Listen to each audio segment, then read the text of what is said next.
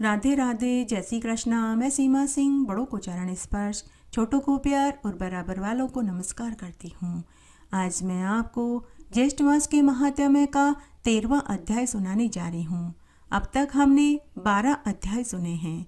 अगर आपका कोई भी अध्याय सुनने से छूट गया है तो डिस्क्रिप्शन बॉक्स में मैं उसका लिंक छोड़ दूंगी। आप वहाँ से अपना छूटा हुआ अध्याय सुनकर पुण्य लाभ कमा सकते हैं। अगर आपको ये अध्याय अच्छा लगे तो इसे ज़्यादा से ज़्यादा लाइक करें, अपने दोस्तों और रिश्तेदारों में ज़रूर शेयर करें ताकि उन्हें भी ज्येष्ठ मास के महात्म्य को सुनकर संपूर्ण फल प्राप्त हो। और आपसे एक करुण रिक्वेस्ट है कि अगर अभी तक आपने मेरे चैनल को सब्सक्राइब नहीं किया है तो कृपया मेरे चैनल को सब्सक्राइब करें ताकि मेरा आगे आने वाला वीडियो सबसे पहले आपको मिले। धन्यवाद। आइए अब हम ज्येष्ठ मास का 13वां अध्याय सुनते हैं। इस अध्याय में ज्येष्ठ मास की एकादशी व द्वादशी का महात्म्य और इनके नियम आएंगे। साथ ही ज्येष्ठ मास की एकादशी और द्वादशी के दिन रात्रि जागरण के फल का वर्णन सुनेंगे। उसके बाद ज्येष्ठ मास के स्नान की कहानी और अंत में देवों के देव महादेव जी की आरती सुनेंगे। आइए सबसे पहले हम ज्येष्ठ मास का 13वां अध्याय सुनते हैं। स्कंद मुनि ऋषि मुनियों से बोले कि हे ऋषि मुनियों, अब मैं तुमको ज्येष्ठ मास के दोनों पक्षों में क्या क्या करना चाहिए यह मैं तुम्हें विस्तार से बताता हूँ, क्योंकि यह अत्यंत गोपनीय, महान पुण्य फल देने वाला, पापनाशक और मनोवांछित फल को देने वाला है। यह व्रत सर्वश्रेष्ठ व सर्व पाप नाशक है। दशमी के दिन प्रातःकाल स्नान व संध्या आदि से पवित्र होकर किसी वेद वेता जितेंद्रिय ब्राह्मण का पूजन करके विष्णु जी का षोडश उपचार विधि से पूजन करना चाहिए और ये प्रार्थना करनी चाहिए कि हे प्रभु, मैं कल निराहार रहकर ज्येष्ठ मास की एकादशी का व्रत करूँगा, आप मेरी रक्षा करना। उस दिन गुरुदेव और अग्नि के समीप नियम करके पृथ्वी पर शयन करना चाहिए। काम, क्रोध, लोभ, मोह, माया को त्याग कर एकादशी के दिन प्रातःकाल भगवान विष्णु में मन लगाकर प्रतिक्षण चलते फिरते, उठते बैठते, खाते पीते कोई भी कार्य करते हों भगवान विष्णु का नाम का जाप करते रहना चाहिए। झूठे व पाखंडी लोगों से बातचीत नहीं करनी चाहिए। इन सब नियमों का पालन करने से यह व्रत मोक्ष रूपी फलदायक होता है।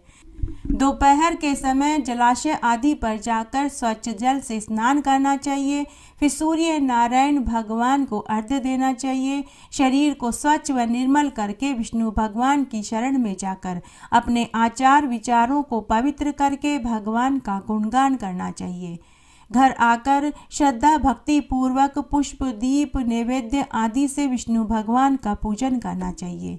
रात्रि जागरण करते हुए तथा एकादशी की कथा और महात्म्य को सुनकर भजन कीर्तन में समय बिताना चाहिए। सबसे पहले कलश स्थापित करना चाहिए। कलश में पंचरत्न सोना डालकर श्वेत चंदन से पूजन करके 2 वस्त्रों से ढकना चाहिए। शंख चक्र गदाधारी भगवान की मूर्ति की पूजा करनी चाहिए। द्वादशी को दक्षिणा के साथ कलश के साथ मक्खन ब्राह्मण को देकर प्रार्थना करनी चाहिए कि हे श्रीधर भगवान, आप प्रसन्न होकर मुझे अपार धन, वैभव, पुत्र पौत्र प्रदान करें। शुक्ल पक्ष में भगवान श्रीधर तथा कृष्ण पक्ष में भगवान जनार्दन देवता माने गए हैं। उसके बाद भगवान श्रीधर का पूजन करके ब्राह्मणों को भोजन कराना चाहिए, यथाशक्ति दक्षिणा देनी चाहिए। फिर बंधु बांधुओं को भोजन कराकर गाय को हरा चारा डलवाना चाहिए। उसके पश्चात सम बंधु बांधुओं सहित भोजन करें। स्कंद मुनि ऋषि मुनियों से बोले कि हे ऋषि मुनियों, ये मैंने तुम्हें शुक्ल पक्ष की एकादशी के व्रत का विधान कहा है, केवल मात्र नाम का ही अंतर है। शुक्ल पक्ष में भगवान श्रीधर प्रसन्न हो और कृष्ण पक्ष में भगवान जनार्दन प्रसन्न हो, ऐसा बोलना चाहिए। इन दोनों एकादशियों के व्रत का वर्णन मैंने तुमसे कहा। इस व्रत के समान अन्य कोई पुण्य फल देने वाला व्रत नहीं है। यथेष्ट फल देने वाला ऐसा व्रत न हुआ है न होगा। श्रद्धाहीन मनुष्य को यह व्रत नहीं बताना चाहिए। स्कंद मुनि आगे बोले कि हे ऋषि मुनियों, अब मैं द्वादशी को विष्णु भगवान के पवित्रारोपण का वर्णन करता हूँ। विष्णु भगवान के पवित्रारोपण की विशेष विधि है, वह तुम ध्यान से सुनो। ब्राह्मण, क्षत्रिय, वैश्य, शूद्र आदि सभी को अपने अपने वर्ण के अनुसार पवित्रारोपण करना चाहिए। अतो देव ब्राह्मण को इस मंत्र के उच्चारण से पवित्रारोपण करना चाहिए। स्त्री तथा शूद्र नाम मंत्र से अर्थात जिस मंत्र के द्वारा पूजन किया जाए उस मंत्र से पवित्रारोपण करना चाहिए। ब्राह्मण, क्षत्रिय, वैश्य आदि तीनों वर्णों को कद्रुदाय इस मंत्र के उच्चारण से शिवजी का पवित्रारोपण करना चाहिए। सतयुग में मणियों की, त्रेता में स्वर्ण की, द्वापर में रेशम की तथा कलयुग में रुई की पवित्रा बनाकर अर्पण करनी चाहिए। सन्यासी को मानसी पवित्रारोपण करनी चाहिए। सर्वप्रथम बांस की टोकरी में पवित्रा को रखकर वस्त्र से ढककर भगवान के समक्ष रखकर कहें कि हे प्रभु, मैं पवित्रारोपण का यह कार्य आपकी प्रसन्नता के लिए कर रहा हूँ। मेरा कार्य निर्विघ्न पूरा हो और आप मुझ पर दया करें। इस पवित्रा से मैं आपको प्रसन्न करता हूँ। आज से लेकर वर्ष पर्यंत व्रत, काम, क्रोध आदि से हानिकारक न हो। मैं आपका भक्त हूँ, आपको प्रणाम करता हूँ। इस प्रकार से भगवान की स्तुति करके कलश पर स्थापित बांस की टोकरी में पवित्रा की श्रद्धा, भक्ति, भावना से प्रार्थना करनी चाहिए और कहें कि हे पवित्रा, वर्ष पर्यंत किए गए पूजन के कार्य को पवित्र करने के लिए आप यहाँ पधारिए। आपको प्रणाम है। विष्णु जी के तेज से उत्पन्न रमणीय और समस्त पाप नाशक और सारी कामनाओं को पूर्ण करने वाली पवित्रा को आपके अंग में धारण करवाता हूँ।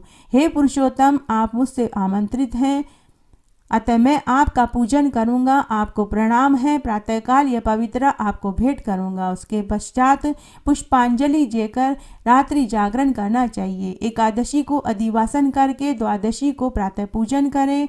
गंध, दुर्वा, अक्षत व पवित्रा लेकर कहें कि हे देव, आपको नमस्कार है, कृपया यह पवित्रा ग्रहण करें।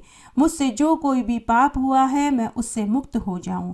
मूल मंत्र द्वारा पवित्रा को आवरण करके अर्पण करना चाहिए। नैवेद्य अर्पित करके आरती और प्रार्थना करनी चाहिए। अग्नि में खीर और घी की आहुति देनी चाहिए और बोले कि हे पवित्रा, 1 वर्ष की मेरी पूजा को विधिवत संपन्न करके इस समय मेरे द्वारा विसर्जित होकर विष्णुलोक को प्रस्थान करो। इस प्रकार कहकर पवित्रा ब्राह्मण को देनी चाहिए अथवा किसी पवित्र जल में प्रवाहित कर देना चाहिए। स्कंद कुमार आगे बोले कि हे ऋषि मुनियों, यह मैंने तुमसे भगवान विष्णु का पवित्रारोपण का वर्णन कहा है। जो कोई भी इस प्रकार पवित्रारोपण करता है वह इस संसार में समस्त सुखों को भोग कर मरने के बाद मोक्ष को पाता है। सभी ऋषि मुनि स्कंद मुनि से बोले कि हे स्कंद मुनि जी, अब आप हमें ज्येष्ठ मास में एकादशी के रात्रि जागरण के फल का विधान सुनाइए। हमारी सुनने की बहुत इच्छा है। उसके बाद स्कंद मुनि ऋषि मुनियों से बोले कि हे ऋषि मुनियों, आज मैं तुम्हें ज्येष्ठ मास में एकादशी के जागरण का लक्षण सुनाता हूँ, तुम ध्यान से सुनो। नृत्य, गीत, पुराण का पाठ, धूप, दीप, नैवेद्य, पुष्प, चंदन, सुगंधित द्रव्य का लेपन, फलों का समर्पण, श्रद्धा, दान, इंद्रियों का निग्रह, सत्य युक्त, निंद्रा रहित, आनंद पूर्वक, इस तरह से ज्येष्ठ मास में विष्णु भगवान का पूजन करना चाहिए। जो उत्साह सहित, पाप रहित, आलस्य रहित, पदक्षिणा युक्त, नमस्कार पूर्वक विष्णु भगवान का ज्येष्ठ मास में पूजन करते हैं, उन्हें इसका अक्षय फल मिलता है। इन 26 गुणों से युक्त जागरण को जो मनुष्य एकादशी के दिन भक्ति से करता है वह फिर कभी पृथ्वी पर जन्म नहीं लेता। जो इस प्रकार धन श्रद्धा से रहित होकर यथाशक्ति परम भक्ति से जागरण करता है वह विष्णु भगवान में लीन हो जाता है। जो प्राणी एकादशी के दिन सोते हैं तो उनको समझना चाहिए कि वे कलयुग में सर्प से डसे गए हैं। जो प्राणी जागरण नहीं करते उनको माया रूपी पाप के बंधन में पड़कर अनेक दुख उठाने पड़ते हैं। जिन्होंने कलयुग में एकादशी के आने पर भी बिना जागरण के ही एकादशी का दिन बिता दिया तो उनको समझना चाहिए कि उनका सर्वदा नाश होगा, क्योंकि यह जीवन अनित्य है।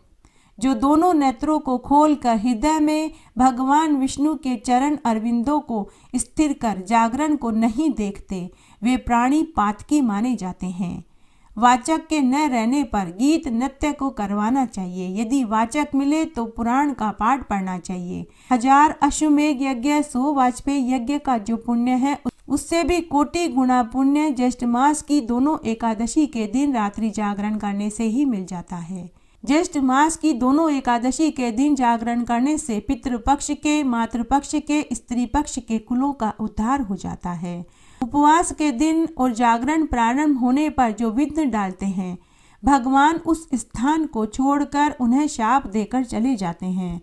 जो लोग अविद्या एकादशी के दिन जागरण करते हैं, उनके बीच में प्रसन्न होकर विष्णु भगवान स्वयं नृत्य करते हैं। जो मनुष्य ज्येष्ठ मास में जितने दिन जागरण करते हैं, उतने ही 1000 युग तक वे विष्णु भगवान के लोक में जाकर आनंद सुख भोगते हैं। एकादशी के दिन जागरण के बिना पूर्वजों की न गया, न पिंडदान, न तीर्थ जाने से, न बहुत यज्ञों से मुक्ति होती है। अतः सब साधनों से श्रेष्ठ है एकादशी के दिन रात्रि जागरण करना। जो एकादशी के जागरण के समय पुष्पों से विष्णु भगवान का पूजन करते हैं, उन्हें एक एक पुष्प से अश्वमेध यज्ञ का फल प्राप्त होता है। जो एकादशी के दिन रात्रि में जागरण के समय दीपदान करते हैं, वे प्रत्येक क्षण के प्रकाश से 10,000 गोदान के फल को पाते हैं। जो एकादशी के दिन हविषान का नैवेद्य विष्णु भगवान को भोग में अर्पित करते हैं, वे धान के पहाड़ के दान का पुण्य फल पाते हैं। जो अनेक प्रकार के पकवान और फलों को एकादशी के जागरण के दिन विष्णु भगवान को अर्पित करते हैं, वे 100 कपिला गोदान के फल को पाते हैं। जो भक्त जागरण के दिन कपूर के साथ तांबूल को विष्णु भगवान को अर्पित करते हैं, वे 7 द्वीपों के स्वामी बन जाते हैं। जो जागरण के दिन विष्णु का मंडप बनाते हैं, वह पुष्पों से सजाए हुए विमान में बैठकर विष्णु लोक में आनंद सुख पाते हैं। जागरण के दिन कपूर और गूगल का जो धूप देते हैं, वे अपने लाख जन्म के पापों को भस्म कर देते हैं। एकादशी जागरण के दिन विष्णु भगवान को दूध, दही, घी, जल से जो स्नान कराता है, वह इस लोक के सुख को भोग कर विष्णु लोक में आनंद सुख पाता है। जो दिव्य वस्त्रों को और विविध प्रकार के फलों को विष्णु भगवान को अर्पित करते हैं, वह वस्त्र के जितने सूत होते हैं, वे उतने ही वर्षों तक, चिरकाल तक स्वर्ग में वास करते हैं। जो रत्नों से जड़ित सुवर्ण के आभूषण को विष्णु भगवान को अर्पित करते हैं, वह 7 कल्प पर्यंत तक विष्णु भगवान के लोक में जाकर आनंद सुख भोगते हैं। जो एकादशी जागरण में गाय के घी का अखंड दीपक जलाते हैं, उनको एक एक मिनट में 10,000 गोदान का फल मिलता है। जो जागरण के दिन कपूर के दीपक से निराजन करते हैं, वे कपिला गोदान के फल को पाते हैं। जो एकादशी जागरण में दीप दान, गीत गान, नृत्य पूजन करते हैं, वह सैकड़ों यज्ञ, व्रत और दान के पुण्य को पाते हैं। जो ज्येष्ठ मास की एकादशी के जागरण में भजन गाता है, नृत्य करता है, वह आधा मिनट में कोटि यज्ञ के फल को प्राप्त कर लेता है। स्कंद मुनि आगे बोले कि हे ऋषि मुनियों, जो जागरण के समय गीत और नृत्य को रोकता है, विघ्न डालता है, वह 60 युग 1000 वर्ष तक रोरव नरक में कठोर यातना को भोगता है। स्कंद मुनि आगे बोले कि हे ऋषि मुनियों, स्वयं विष्णु भगवान ने एक समय कहा था कि जो मेरे जागरण में नृत्य करते हैं, मैं उन्हीं के समीप जाकर बैठता हूँ। वे लोग धर्मराज के बंधन से छूटकर मुक्ति के भागी होकर मेरे ही स्थान में चले आते हैं। जो एकादशी जागरण के दिन नृत्य करने वाले मनुष्य की हंसी उड़ाता है, वह 14 इंद्र के राज्य काल तक नरक में जाकर दुख भोगता है। जो एकादशी जागरण के दिन भक्ति से पुस्तक को पढ़ता है, श्लोक संख्या के हिसाब से वह उतने ही युग तक विष्णु लोक में आनंद सुख भोगता है।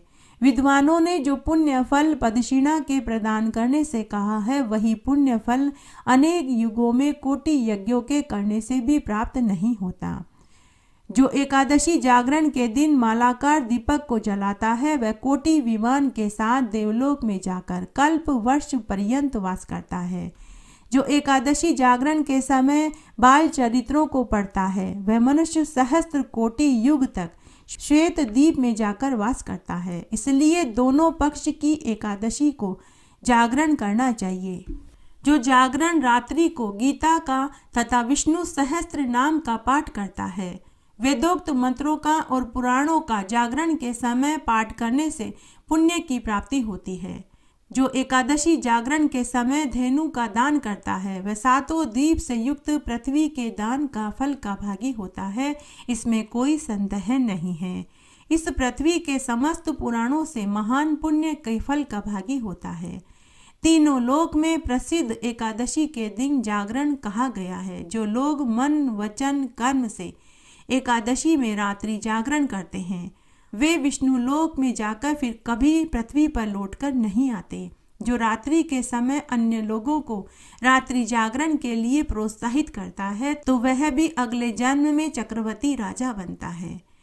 एकादशी में रात्रि जागरण करने वाले को राजा के समान सम्मान मिलता है। जो अपनी शक्ति के अनुसार दान देता है वह अति दुर्लभ राज्य को पाता है। जो कोई भी गायक हो, वाद्य या बाजा बजाने वाला हो, नर्तक को एकादशी जागरण में दक्षिणा के रुपए देता है, उसका घर विष्णु भगवान कुबेर के समान भर देते हैं। जो मनुष्य ऐसा करता है वह उन सभी के साथ चिरकाल तक विष्णु लोक में आनंद सुख भोगते हैं। दुष्ट योनि में जन्म लेने वाले भी अगर एकादशी के दिन रात्रि जागरण करते हैं तो वे भी अपने पाप से मुक्त होकर विष्णु लोक को पाते हैं। एकादशी के दिन जागरण में जाति का विवेक नहीं है और कलयुग में एकादशी के दिन एक जागरण को छोड़कर न तो ध्यान पवित्र है तथा कलयुग में न गंगा का जल पवित्र है और न ही जाप पवित्र है। द्वादशी एकादशी के आने पर जो लोग जागरण करते हैं वे इस कलयुग में धन्य हैं और कृतार्थ हैं, इसमें कोई संशय नहीं है। इस मनुष्य लोक में मनुष्य एकादशी से विमुख न होवे, क्योंकि एकादशी से विमुख मनुष्य अपने से पूर्व के गत और आगे आने वाले जीवों को नरक में गिराता है। श्रेष्ठ गुणों से युक्त एक पुत्र का होना अच्छा है, किंतु निर्गुण 100 पुत्रों के होने से क्या लाभ। जो एकादशी के दिन जागरण करके अपने पूर्वजों का उद्धार करता है और एकादशी के महात्म्य को सुनता, पढ़ता और सुनाता है, वह जागरण के महात्म्य से अपने 100 कुलों का उद्धार कर देता है। अगम्या स्त्री में गमन करने से, अभक्ष्य वस्तु के भक्षण करने से जो पाप होता है वह समस्त पाप एकादशी के दिन रात्रि जागरण करने से ही नष्ट हो जाता है। और अज्ञानता से जो पाप किया गया है तो वह पाप भी एकादशी के दिन रात्रि जागरण करने से धुल जाता है। और जो पूर्व जन्म का अर्जित पाप है, इस जन्म में जो पाप किया है वह सब एकादशी के दिन रात्रि जागरण करने से ही छूट जाता है और उस मनुष्य को मन वांछित फल की प्राप्ति होती है। एकादशी की रात को जागरण करने पर मनुष्य केवल जागरण से ही मुक्ति के गामी हो जाते हैं। जो फल एकादशी के दिन कलयुग में जागरण करने वालों को प्राप्त होता है, उस फल की प्राप्ति कुरुक्षेत्र और प्रयाग में वास करने वालों को भी नहीं मिलती। एकादशी के दिन जागरण करने से जिस फल की प्राप्ति होती है उस फल की प्राप्ति हजारों अश्वमेध यज्ञ, कोटि तीर्थों में स्नान करने से भी नहीं मिलती। स्कंद मुनि आगे बोले कि हे ऋषि मुनियों, जो इस महात्म्य को पढ़ता है, सुनता है, सुनाता है, वह मनुष्य भी समस्त पापों से रहित होकर परम गति को प्राप्त होता है। जिस मनुष्य के यहाँ एकादशी कारण है अथवा एकादशी के दिन व्रत, पूजन, जागरण आदि होते हैं, उसके समस्त दुष्ट ग्रह सदा के लिए सौम्य हो जाते हैं और संतान का उसे वियोग भी सहन नहीं करना पड़ता। जिसके हृदय में भगवान विष्णु के इस महात्म्य को सुनने से प्रीति बढ़ती है, वह प्रेम भी कभी नष्ट नहीं होता। हमेशा धर्म में वृद्धि और विष्णु भगवान में निश्चल भक्ति होती। उसकी हमेशा धर्म में वृद्धि होती है और विष्णु भगवान में भक्ति बढ़ती है तथा एकादशी की भक्ति करने से मनुष्य वह कभी पाप में लिप्त नहीं रहता। एकादशी के दिन जागरण करने से प्रेत शरीर भी प्राप्त नहीं होता। एकादशी के व्रत से जो विमुख हैं उनकी परलोक में कभी गति नहीं होती। इसलिए कलयुग में एकादशी के दिन व्रत को सब उपायों से श्रेष्ठ बताया गया है। आइए इस अध्याय में हम ज्येष्ठ मास के स्नान की एक पौराणिक कहानी सुनते हैं। एक बार बहुत छोटा सा गांव था। उस गांव में एक विधवा महिला अपने बेटे के साथ रहती थी। दोनों माँ बेटे हर साल ज्येष्ठ मास का स्नान करते, व्रत करते और पूरे माह बड़ पीपल, आंकड़े, केले, पलाश के पेड़, तुलसी का पौधा और सूर्य नारायण भगवान को अर्घ्य देते और दोनों समय दिया बाती करते थे। तब एक दिन बुढ़िया के बेटे ने अपनी माँ से पूछा कि माँ, तुम तो कहती थी कि ज्येष्ठ मास का स्नान और व्रत करने से भगवान मन इच्छित फल देंगे, लेकिन माँ, हमने 7 साल तक ज्येष्ठ मास का स्नान किया और व्रत किया और हर साल बड़ पीपल, आंकड़े, केले, पलाश, आंवला और तुलसी के पौधे को सींचा, सूर्य नारायण भगवान को अर्घ्य दिया और हर साल हमने ज्येष्ठ मास की कथा कहानियों और महात्म्य को भी सुना और हमने ज्येष्ठ मास के स्नान के व्रत का उद्यापन भी कर दिया, लेकिन फिर भी हमें ज्येष्ठ मास के स्नान और व्रत का फल नहीं मिला। तो माँ ने कहा कि बेटा, एक न एक दिन जरूर मिल जाएगा। लेकिन बेटे को माँ की बात से तसल्ली नहीं हुई। वह बोला कि माँ, मैं भगवान को ढूंढने जा रहा हूँ। मैं भगवान से मिलकर पूछूंगा कि हमें ज्येष्ठ मास के स्नान का फल कब मिलेगा। तब माँ ने बेटे को बहुत समझाया, लेकिन बेटा नहीं माना। तब माँ ने अपने बेटे को रास्ते की 4 रोटी और गुड़ दिया और बेटा उन रोटी और गुड़ को पोटली में बांधकर घर से निकल पड़ा। चलते चलते वह गांव से बाहर दूसरे पड़ोसी गांव में पहुंच गया। वहां एक सेठ 3 मंजिल मकान बनवा रहा था। उस सेठ के 3 बेटे थे। वह सबके लिए एक एक मंजिल का मकान बनाना चाहता था, लेकिन जैसे ही वह छत पड़ती, वह 3 मंजिला मकान भर भराकर गिर जाता। इस तरह मकान का काम पूरा ही नहीं हो रहा था। सेठ अपने टूटे हुए मकान के पास उदास बैठा हुआ था। तभी उधर से बुढ़िया का बेटा निकला। सेठ ने उससे पूछा कि अरे भाई, तुम कौन हो, कहाँ से आए हो और इतनी जल्दी जल्दी कहाँ जा रहे हो। बुढ़िया का बेटा बोला कि सेठ जी, मैंने और मेरी माँ ने 7 बरस तक ज्येष्ठ मास का स्नान और व्रत किया, लेकिन हमें हमारे व्रत का फल नहीं मिला। तो मैं भगवान से मिलने के लिए जा रहा हूँ। मैं उनसे मिलकर पूछूंगा कि हमें हमारे ज्येष्ठ मास के स्नान और व्रत का फल कब मिलेगा। तो वह सेठ बोला कि अरे भाई, अगर भगवान मिल जाए तो मेरे दुख का निवारण भी पूछ लेना। मैं कई बरस से 3 मंजिला मकान अपने 3 बेटों के लिए बनवा रहा हूँ, लेकिन हर बार छत डालते ही मकान भर भरा कर गिर जाता है।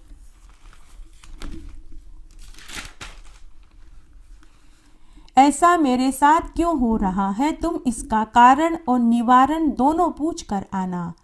भगवान तुम्हारा भला करेगा। तो वह बुढ़िया का बेटा सेठ जी से बोला कि सेठ जी, अगर मुझे भगवान मिले तो मैं आपके दुख का निवारण भी पूछ लूँगा। फिर बुढ़िया का बेटा वहाँ से आगे चल दिया। आगे वह घने जंगल में पहुंच गया। उस जंगल में उसे एक सांप मिला जिसकी पूंछ में आग लगी हुई थी। बुढ़िया के बेटे ने मिट्टी डालकर सांप की पूंछ की आग बुझा दी तो वह सांप क्रोधित होकर फुफ्कार भरते हुए बुढ़िया के बेटे से बोला कि अरे मूर्ख, मैं 100 बरस का बूढ़ा बीमार सांप हूँ। मैं मरने जा रहा था। मुझे इस दह से मुक्ति मिलने ही वाली थी कि तूने मुझे बचा लिया। तूने यह कार्य अच्छा नहीं किया। अब मैं तुझे डसूंगा। तो बुढ़िया का बेटा हाथ जोड़कर सर्प देवता से विनती करने लगा और बोला कि हे नाग देवता, मैं भगवान से मिलने जा रहा हूँ। हे नाग देवता, मैं अपने दुख का निवारण पूछने के लिए भगवान से मिलने जा रहा हूँ। जब मैं वापस लौटूं तो आप मुझे खा लेना। ऐसा सुनते ही सांप ने कहा कि मैं तुम्हें एक शर्त पर छोड़ूंगा। अगर तुम्हें भगवान मिले तो तुम मेरे दुख का निवारण भी पूछ कर आना। उनसे पूछना कि मुझे कब मुक्ति मिलेगी। मैं बहुत दुख उठा रहा हूँ। न मैं रेंग सकता हूँ, न ही शिकार कर सकता हूँ। तो बुढ़िया के बेटे ने सर्प से कहा कि हे नाग देवता, अगर मुझे भगवान मिले तो मैं तुम्हारे दुख का निवारण भी पूछ लूँगा। उसके बाद बुढ़िया का बेटा आगे चल दिया। आगे उसे एक नदी मिली। उस नदी को पार करके जैसे ही बुढ़िया का बेटा जाने लगा तो उस बुढ़िया के बेटे के टांग को मगरमच्छ ने पकड़ लिया। तो उसने भी वही कहा जो सांप ने कहा था कि मैं तुझे खाऊंगा। तो बुढ़िया का बेटा फिर से मगरमच्छ से बोला कि अरे भाई, मैं भगवान से मिलने के लिए जा रहा हूँ। अरे भाई, मैं अपने दुख का निवारण पूछने के लिए भगवान से मिलने जा रहा हूँ। जब मैं भगवान से मिलकर आ जाऊँ तो आप मुझे खा जाना। तो मगरमच्छ बोला, हे भद्र पुरुष, मैं तुम्हें एक शर्त पर ही जीवित छोड़ सकता हूँ, अगर तुम मेरे दुख का निवारण भी भगवान से पूछ कर आओ। तो उस बुढ़िया के बेटे ने कहा कि हे मगरमच्छ भाई, अगर मुझे भगवान मिले तो मैं आपके दुख का निवारण भी पूछ लूँगा, लेकिन मुझे पूछना क्या है? तो वह मगरमच्छ बोला कि मैं जल में रहता हूँ, जल में खाता हूँ, जल में सोता हूँ, फिर भी मेरे कंठ सूखे क्यों हैं? तब बुढ़िया के बेटे ने मगरमच्छ से कहा कि हे मगरमच्छ भाई, अगर मुझे भगवान मिले तो मैं आपके दुख का निवारण भी भगवान से पूछ लूँगा। उसके बाद बुढ़िया का बेटा नदी पार करके आगे चला गया। तब भगवान जो विष्णु लोक में बैठे थे यह सब कुछ देख रहे थे। उन्हें बुढ़िया के बेटे के ऊपर दया आ गई। भगवान ने सोचा कि इसकी माँ विधवा है, घर पर इसका इंतजार कर रही है, अगर इसे कुछ हो गया तो मैं अपने भक्त का दुख कैसे देख पाऊंगा। तब भगवान ने एक वृद्ध ब्राह्मण का रूप धरा और बुढ़िया के बेटे के मार्ग में आकर पीपल के पेड़ के नीचे चबूतरे पर बैठ गए। तभी बुढ़िया का बेटा उधर से गुजरा। वृद्ध वेश में भगवान विष्णु ने बुढ़िया के बेटे से पूछा कि अरे पुत्र, तू कौन है, कहाँ से आया है और आगे कहाँ जा रहा है? तो बुढ़िया के बेटे ने पूरी बात बताई। तो वृद्ध वेश में भगवान बोले कि पुत्र, क्या भगवान ढूंढने से मिलते हैं? और अगर तुझे भगवान मिले तो तू कैसे पहचानेगा? तो बुढ़िया का बेटा बोला कि मैं भगवान को जरूर पहचान लूँगा। शंख चक्र पद्मधारी, गले में वैजयंती माला पहने हुए, पीताम्बर ओढ़े हुए, ऐसे हैं मेरे भगवान। तो वृद्ध ब्राह्मण ने कहा कि पुत्र, मैं ही भगवान हूँ, तू मांग, तुझे क्या चाहिए? तो बुढ़िया का बेटा बोला, हे भगवान, मेरी ही पूजा पाठ में कोई कमी रह गई होगी, इसीलिए आपने मुझे दर्शन नहीं दिए, पहले आप मुझे दर्शन दीजिए। तभी भगवान ने साक्षात दर्शन दिए। बुढ़िया का बेटा भगवान के चरणों में गिर पड़ा और रोने लगा और बोला कि भगवान, मैंने और मेरी माँ ने 7 बरस तक ज्येष्ठ मास का स्नान और व्रत किया और साथ ही व्रत का उद्यापन किया, फिर भी हमें व्रत का फल नहीं मिला। हमें हमारे व्रत का फल कब मिलेगा? तब भगवान ने कहा कि पुत्र, तू वापस तेरे घर जा, तेरी काकी के बच्ची हुई है, तू जाकर उनसे पूछना, वो ही तुझे बताएगी और तुझे तेरे ज्येष्ठ मास का फल भी मिलेगा। उसके बाद बुढ़िया के बेटे ने रास्ते में मिले सभी दुखियों के दुख का निवारण पूछा। तब भगवान ने उनके दुख का निवारण बताया और उसे आशीर्वाद देकर अंतर्ध्यान हो गए। बुढ़िया का बेटा वापस अपने घर की ओर चल दिया। सबसे पहले नदी आई। जब बुढ़िया का बेटा नदी पार करने लगा तभी मगरमच्छ ने बुढ़िया के बेटे से कहा कि अरे भाई, क्या तुझे भगवान मिले? क्या तूने मेरे दुख का निवारण पूछा? तो बुढ़िया का बेटा बोला कि हाँ मगरमच्छ भाई, मुझे भगवान मिले और मैंने आपके दुख का निवारण भी पूछा है। हे मगरमच्छ भाई, आप अपने पूर्व जन्म के कर्मों के फल को भोग रहे हो। पूर्व जन्म में आप वेद शास्त्र के प्रवीण पंडित थे, लेकिन आपने अपने ज्ञान को किसी को नहीं बांटा, इसीलिए आपके गले में जलन हो रही है। अगर आप अपना ज्ञान किसी को सुना दें तो आपके गले की जलन शांत हो जाएगी। तो मगरमच्छ बोला कि अरे भाई, मुझे देखकर तो सब डर कर भाग जाते हैं, मैं किसे अपना ज्ञान सुनाऊं? ऐसा करो, तुम ही मेरे वेद शास्त्र का ज्ञान सुन लो। फिर मगरमच्छ ने अपनी वैदिक शास्त्र का पूरा ज्ञान उसे सुनाया। क्षण भर में ही बुढ़िया के बेटे को संपूर्ण वेदों का ज्ञान हो गया और उसी क्षण मगरमच्छ के गले में भी ठंडक पहुंच गई। फिर मगरमच्छ ने बुढ़िया के बेटे को ढेरों आशीर्वाद दिया और नदी के गहरे जल में चला गया। बुढ़िया का बेटा वहां से आगे चल दिया। आगे नाग मिला। तब बुढ़िया के बेटे ने नाग देवता के दुख का निवारण किया और कहा कि हे नाग देवता, आपके पास 2 घड़े सोने चांदी की मोहरें हैं, अगर आप उनका दान किसी गरीब जरूरतमंद को कर देंगे तो उसी क्षण आपको मुक्ति मिल जाएगी।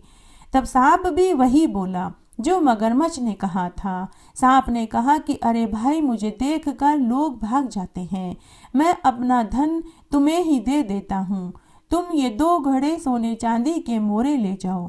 तुम्हारी वजह से मुझे दूसरा जन्म भी मिल रहा है। मैं तुम्हारे उपकार का बदला भी चुकाना चाहता हूँ। तुम ये सोने चांदी ले जाओ और मुझे मुक्ति प्रदान कर दो। इस तरह जैसे ही सांप ने धन दिया, उसी क्षण सांप को भी मुक्ति मिल गई। इस तरह बुढ़िया का बेटा ज्ञान और धन लेकर आगे चल दिया। आगे उसे वही सेठ मिला। बुढ़िया के बेटे ने उसके दुख का निवारण भी किया और कहा कि सेठ जी आप अपने कर्मों का फल भोग रहे हो। सेठ जी, आपका एक गरीब छोटा भाई है, उसके एक विवाह लायक लड़की है। एक बार आपके भाई ने आपसे अपनी लड़की के विवाह के लिए धन मांगा था, लेकिन आपने उसे धन नहीं दिया। आपको उसी का दोष लगा है। अगर आप अपने भाई की लड़की का विवाह धूमधाम से करा देंगे तो आपका वह पाप दोष हट जाएगा और आपका यह 3 मंजिला मकान भी बन जाएगा। तब सेठ ने बुढ़िया के बेटे से कहा कि बेटा, मैं अब अपने भाई की लड़की के लिए लड़का कहाँ ढूंढूं? क्या तुम मेरे भाई की लड़की से विवाह करने को तैयार हो? तो बुढ़िया का बेटा राजी हो गया। तब सेठ जी ने अपने छोटे भाई की लड़की का विवाह बुढ़िया के बेटे के साथ कर दिया और उसे खूब सारा दान दहेज भी दिया। इस तरह बुढ़िया का बेटा धन, ज्ञान, पत्नी और दहेज लेकर खुशी खुशी घर की ओर चल दिया। जब वह गांव में पनघट पर पहुंचा तो कुछ पनिहारीन भागी भागी बुढ़िया के पास गई और बोली कि अरे बुढ़िया, तेरा बेटा धन और बहू को लेकर पूरे लाव लश्कर के साथ आ रहा है। तब बुढ़िया ने पनिहारिन से कहा कि अरे जले पर क्यों नमक छिड़कती हो?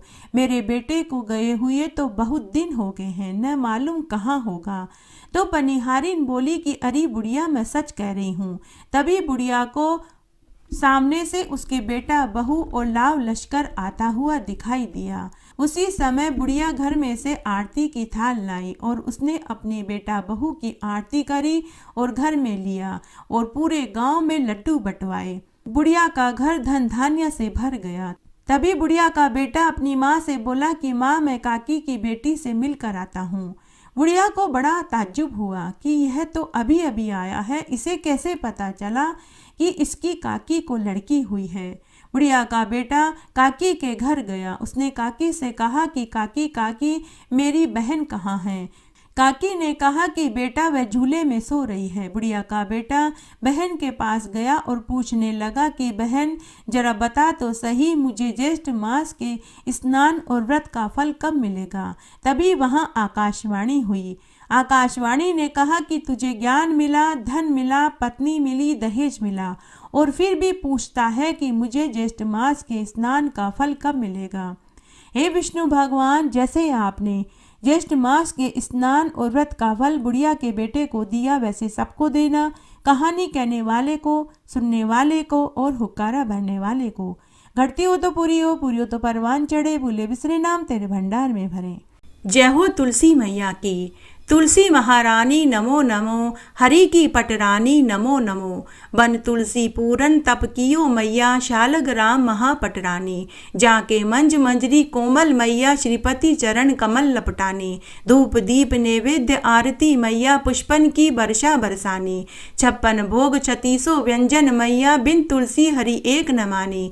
सामरो सखी माई तेरा यश गावे मैया, भक्तों वर दीजे महारानी। तुलसी महारानी नमो नमो, हरि की पटरानी नमो नमो। ज्येष्ठ मास में सभी कथा कहानियों के साथ में भगवान महादेव की आरती जरूर बोलनी चाहिए, तभी ज्येष्ठ मास के महात्म्य को सुनने का फल प्राप्त होता है। आइए अब हम ज्येष्ठ मास में भगवान महादेव की आरती बोलते हैं। आप भी मेरे साथ इस आरती को बोलिए। ओम जय शिव ओंकारा, सनिहर शिव ओंकारा, ब्रह्मा विष्णु सदा शिव अर्धांगी धारा। ओम हर हर हर महादेव, एकानन चतुरानन पंचानन राजे, शिव पंचानन राजे। हंसासन गरुड़ासन वृषवाहन साजे। ओम हर हर हर महादेव। 2 भुज 4 चतुर्भुज 10 भुज के सोवे, शिव 10 भुज के सोवे। तीनों रूप निरखता त्रिभुवन जन मोहे। ओम हर हर हर महादेव। अक्षमाला वनमाला मुंडमाला धारी, शिव मुंडमाला धारी। त्रिपुरारी रमुरारी कर कमलाधारी। ओम हर हर हर महादेव। श्वेतांबर पीतांबर बादांबर अंगे शिव बादांबर अंगे। सनकादिक ब्रह्मादिक भूतादिक संगे। ओम हर हर हर महादेव। करके मध्य कमंडल चक्र त्रिशूल धरता शिव चक्र त्रिशूल धरता। सुख करता दुख हरता जग पालन करता। ओम हर हर हर महादेव। 64 योगिनी गावत नृत्य करत भेरू शिव नृत्य करत भेरू। बाजत ताल मृदंगा और बाजत डमरू। ओम हर हर हर महादेव। लक्ष्मी वर सावित्री पार्वती संगे शिव पार्वती संगे। अर्धांगी गायत्री सिर सोहे गंगे। ओम हर हर हर महादेव। काशी में विश्वनाथ विराजे नंदो ब्रह्मचारी शिव नंदो ब्रह्मचारी। नितूट दर्शन पाऊँ नितूट भोग लगाऊँ महिमा अति भारी। ओम हर हर हर महादेव। ब्रह्मा विष्णु सदा शिव जानत अविवेका शिव जानत अविवेका। प्रणवाक्षर के मध्य ये तीनों एका। ओम हर हर हर महादेव।